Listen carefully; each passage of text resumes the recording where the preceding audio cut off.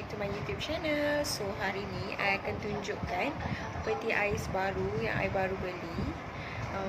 I akan tunjukkan dalam dia macam mana and luar dia macam mana. So let's go.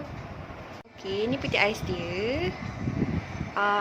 Dia Midea punya brand. Lepas tu dia ada infinite inverter, means kalau korang guna peti ais ni, dia takkan gunakan elektrik yang banyak. And then dia ada 3 tahun warranty dengan kedai yang korang beli, and 12 years warranty inverter compressor dengan Midea. Okay, so I akan buka dekat dalam.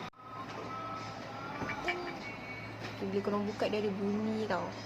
Terus kat atas ni ada Eco LED light. Tu ada sistem cooling dia. Ini korang boleh susun lah ikut korang punya kreativiti sendiri. Yang ni dia ada tempat letak buah. Yang bawah ni boleh letak sayur-sayur. Yang ni belah sini korang boleh letak botol-botol, jam, mayonis, ni telur, lepas tu ni ubat-ubat. Depan dia korang lah. Yang ni korang kena tutup tau. Kalau buka lama sikit dia akan bunyi. And then bila korang tutup, dia akan tunjuk temperature dia dekat atas ni, kat luar ni. So korang tahulah dia punya temperature tu berapa. Temperature dia tak payah set lah, dia akan set sendiri ikut environment dia dekat dalam.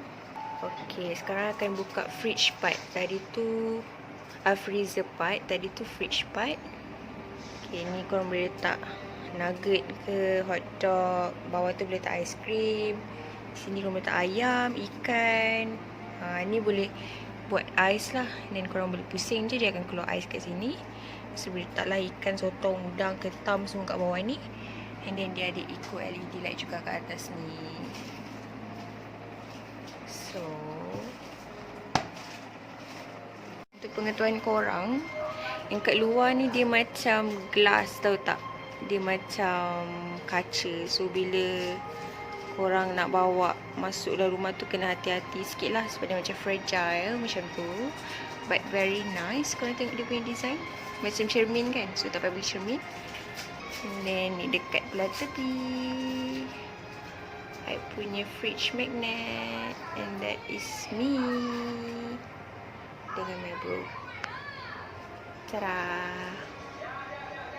Thank you for watching.